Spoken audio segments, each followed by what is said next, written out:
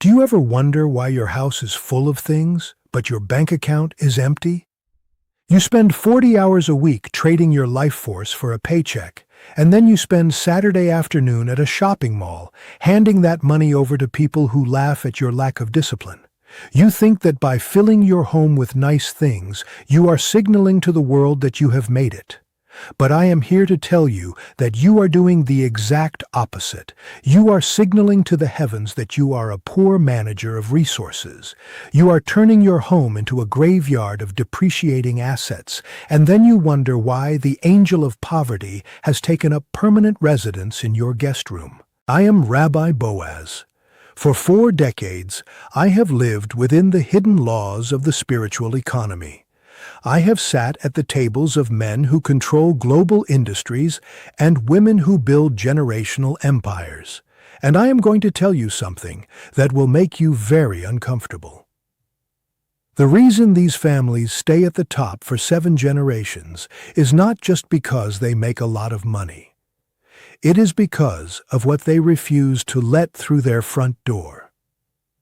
There is a household code that Jewish people who understand wealth have followed for centuries, a code designed to protect their emad zal and ensure their home remains a sanctuary of abundance rather than a museum of debt.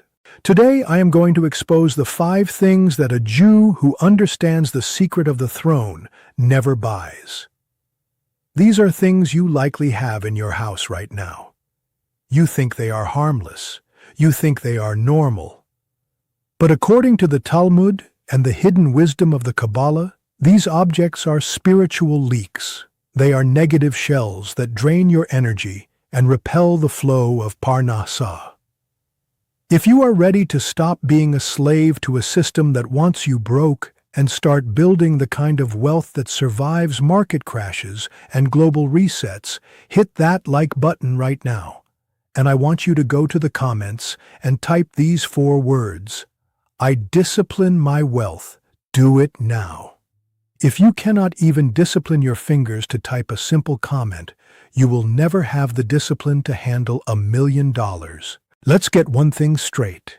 My competitors, like Rabbi Shion or Rabbi Marai, spend their time telling you to put salt on your doorstep or vinegar under your bed. Those rituals have their place as triggers, but what is the point of a ritual if you are still bleeding money through your lifestyle? You are trying to fill a bathtub with a teaspoon while the drain is wide open. I am here to close that drain. I am here to show you how the masters of the market actually think. The first thing a Jew who understands wealth never buys is status symbols for the sake of strangers. I see you. You go out and you buy an expensive watch that costs 3 months of your salary. You finance a luxury car with an interest rate that would make a loan shark blush. You buy designer clothes with huge logos plastered across the chest. Why? You do it because you want people you don't even like to think you are successful.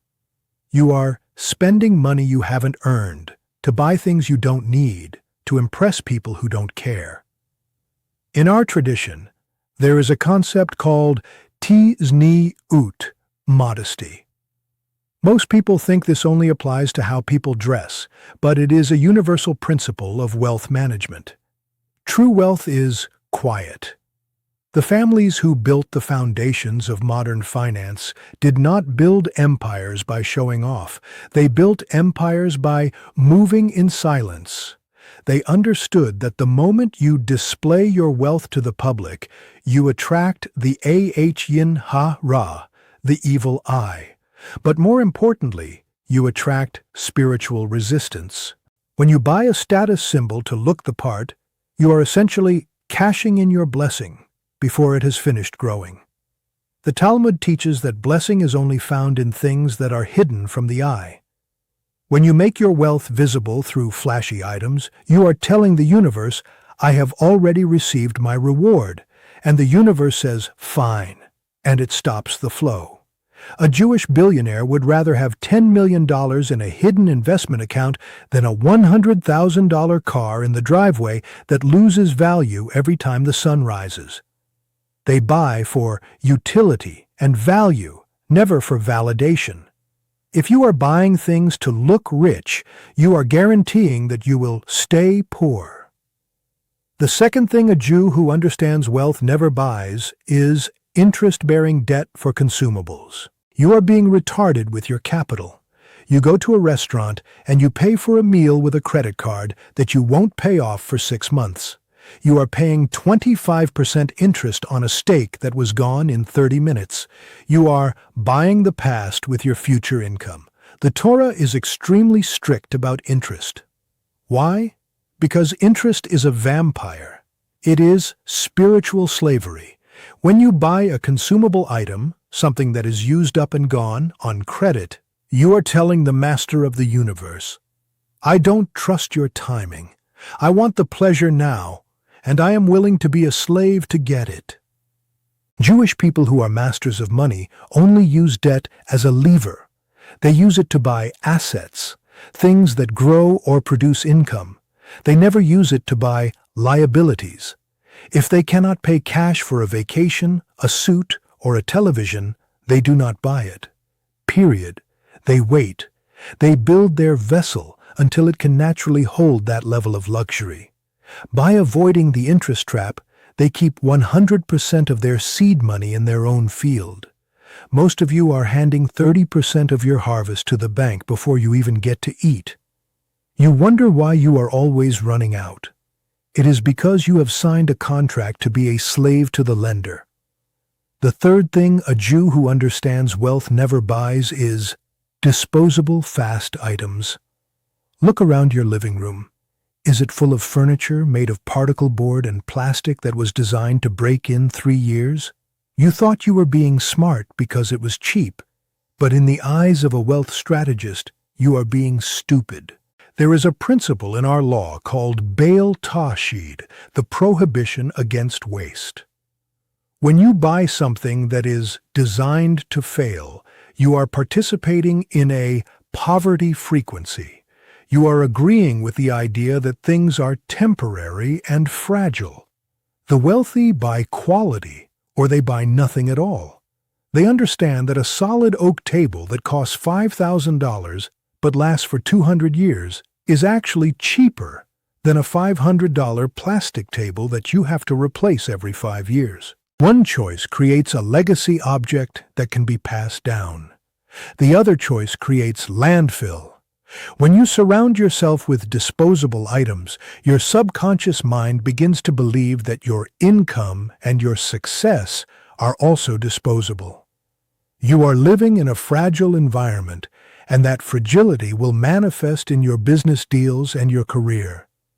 The elite surround themselves with stability. They want objects that carry the energy of endurance. If you are buying cheap to save money, you are telling the universe you don't expect to have abundance for very long. The fourth thing a Jew who understands wealth never buys is speculative chaos. I see you chasing the newest get-rich-quick scheme. You are buying meme coins that have no value, or you are investing in complicated financial products that your neighbor told you about at a barbecue. You are gambling with your family's security because you are too lazy to learn how value is actually created. In the Talmud, there is a clear teaching about honest commerce. One of the core principles is that you should never enter into a transaction where you do not understand exactly what is being exchanged. If you cannot explain your investment to a 12-year-old in 3 simple sentences, you have no business putting a single dollar into it. Billionaires don't buy luck. They buy control. They buy into businesses they can see, real estate they can touch, and systems they understand. They know that when you buy into chaos, you are inviting the angel of loss to audit your life. They follow the rule of slow and steady. Most of you are so desperate for a shortcut that you are walking straight into a trap. You think you are being innovative, but in the world of the hidden wisdom, you are being rash. Haste leads to poverty. The diligent build wealth little by little. If you are buying things because of FOMO, the fear of missing out, you have already lost your mental sovereignty. A master of wealth never moves because of fear. He moves because of vision. The fifth thing a Jew who understands wealth never buys is external solutions for internal problems. This is the most powerful secret of all, and it is the one that most of you will fail to accept. When you are unhappy at your job, you buy a new television to distract yourself. When your marriage is struggling, you buy an expensive vacation to escape the tension. When you feel unfulfilled, you buy a new wardrobe to change your identity. You are trying to buy your way out of growth. The Talmud teaches that there are needs of the body and needs of the soul. You can satisfy the body with food, shelter, and comfort. But the soul, your na'ama, cannot be fed with cotton, leather, or electronic signals.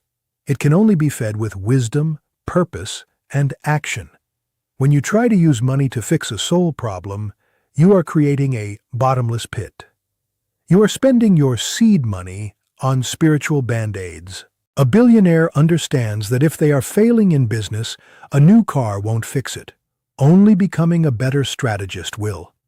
If their family is in chaos, a bigger house won't fix it. Only becoming a person of honor and shalom bayit, peace in the home, will.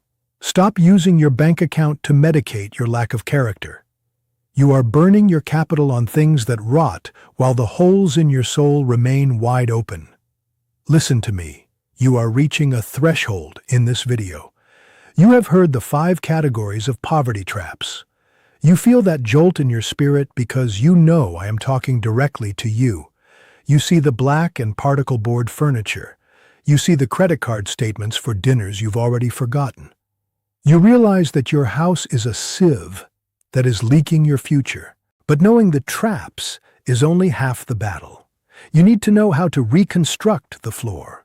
You need to know how to build a vessel that doesn't just stop leaks, but actually forces abundance to enter. This is why I have compiled my 40 years of research into the Mazal Reconstruction. This ebook is not a financial guide. It is a spiritual schematic. I don't care about your portfolio yet. I care about your frequency.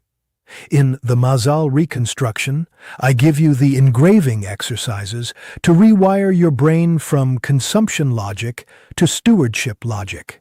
I teach you the midnight doorway ritual to clear the klipo of poverty that are currently hanging over your entrance. I reveal the alphabet of inflow, the specific Hebrew letters you must visualize before a business meeting to ensure the angel of favor precedes you. The link is in the description and pinned in the first comment. Most of you will stay dumb. You will say, "I'll get it later." Later is the code word for never.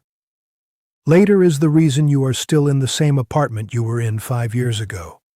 The person who understands Mazal knows that when the teacher appears with the key, you take it immediately. Click the link and stop being a tourist in your own life. Now let us talk about the wealth secret that makes the 1% untouchable, the law of Me'aser, the tithe, as a legal contract. Most people think giving is a nice gesture or a religious duty. You are being spiritually retarded with that thinking. In the world of the hidden wisdom, Me'aser, the 10% tithe, is a maintenance fee for your soul's infrastructure. When you make $10,000, 1,000 of that does not belong to you. It is cursed money if you keep it. It is like a piece of spiritual toxic waste sitting in your account. If you keep that 10%, the system has no choice but to send you expenses, repairs, medical bills, or taxes to remove that money from your life. One way or another, that 10% is leaving. You can either send it to the holy and the poor as a seed of light, or you can lose it to the angel of judgment as a penalty. Jewish billionaires don't give because they are nice. They give because they are strategic. They know that by circulating that 10%, they are activating the valve of the infinite. They are telling the master of the universe, "I am a reliable distribution center. Send more through me. The Talmud makes an extraordinary claim. It says that tithing is the only area where you are permitted to test the Creator. It says, "Test me in this, and see if I will not open the windows of heaven and pour out a blessing so great you won't have room for it." Most of you are greedy for the blessing but stingy with the seed. You want the windows of heaven to open, but you are still holding on to the bread of the poor in your pocket. You are trying to cheat the laws of the universe, and then you wonder why your life feels like it is grinding against a wall. If you want the millions, you must first prove you won't choke on the thousands. This leads us to the hard truth about buying happiness. The world tells you that if you have the right things, you will be happy. It is a lie designed to keep you working for the grave. In our tradition, the word for wealth, osher, is spelled with the same letters as the word for happiness. But the difference is where the I, the letter ayin, is placed. True wealth is not ownership, it is stewardship. When you buy a household item, you must ask yourself, does this item serve my purpose, or am I serving this item? If you have a car that is so expensive you are afraid to drive it, you don't own the car owns you. If you have a house so large you spend every weekend cleaning it or paying people to fix it, you are a janitor for your own debt. A Jew who understands wealth stays light. They want their capital to be liquid so it can flow into opportunities. They don't want it frozen in leather, wood, and plastic that strangers might admire. They know that real happiness comes from impact. It comes from knowing that your children are provided for, that your community is supported, and that you are an active partner in the work of the Creator. Now I am going to give you the household audit ritual. Most of you treat your home like a storage unit for your past failures. Tonight, you are going to perform a financial exorcism on your own living space. You cannot expect the new mazal to enter a house that is still clogging the pipes with the never-buy items we just discussed. Step 1. The purge of the vultures. Take a trash bag, a large one. Walk through every room. Every item that you bought to impress a stranger, every fast furniture piece that is currently wobbling or peeling, every speculative gadget that is gathering dust, throw it in the bag. Do not donate it to your children. Do not give your poverty energy to the next generation. If it is a vulture, it belongs in the abyss. You are telling the universe, I am no longer a host for the energy of lack.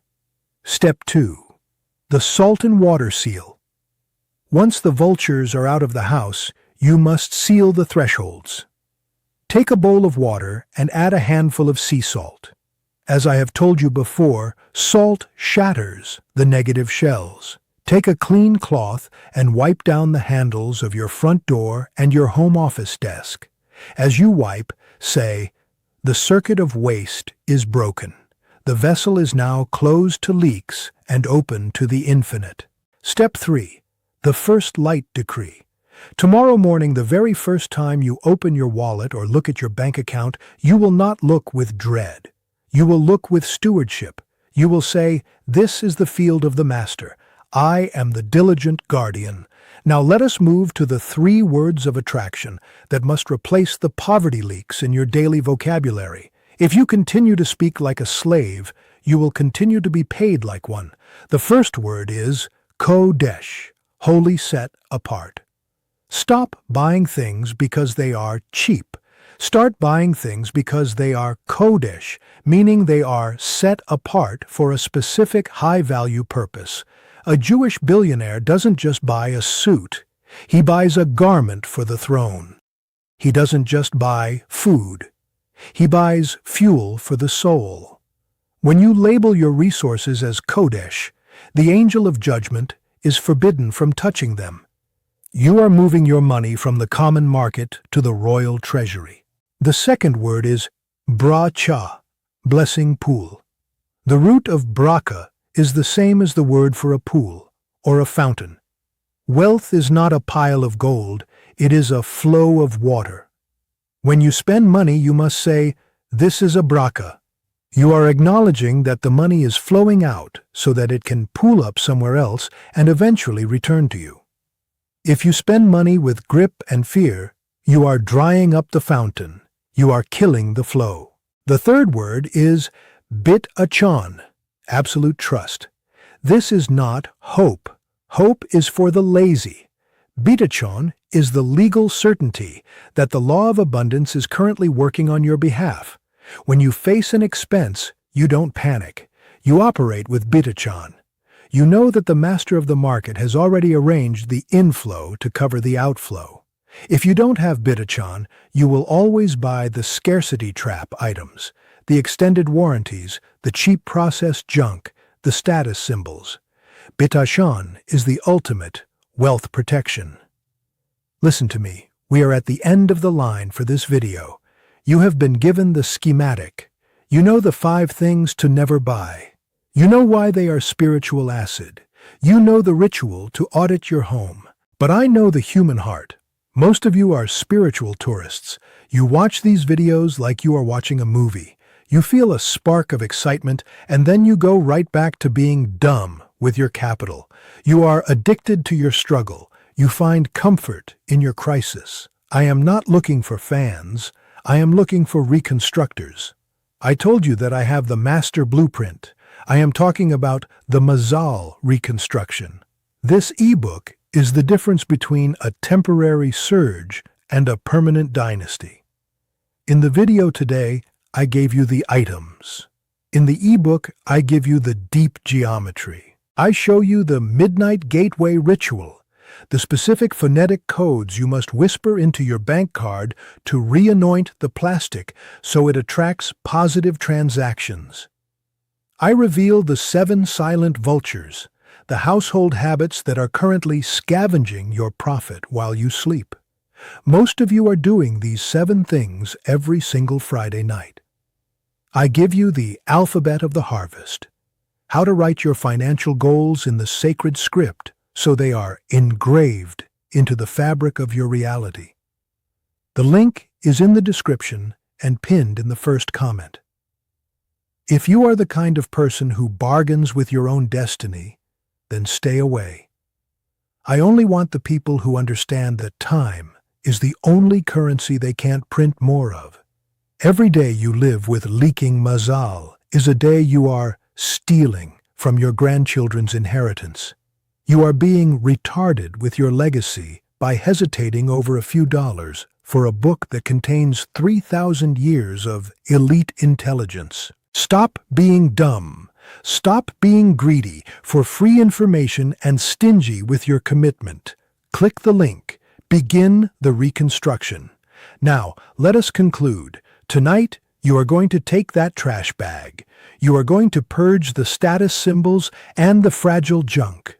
You are going to wash your desk with the salt water, and you are going to look at your reflection and say, I am no longer a slave to the market. I am a partner with the Creator. The leaks are closed. The reconstruction has begun. If you do these things, if you stop the contempt for your own resources, the angel of abundance will finally recognize your house. He will see that you are no longer a waster. He will see that you are a guardian. And to the guardian, the master gives the keys to the treasury. I am Rabbi Boaz. I have shown you the holes. Now go and plug them.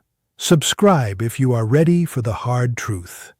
Click the link if you are ready for the millions. Shalom.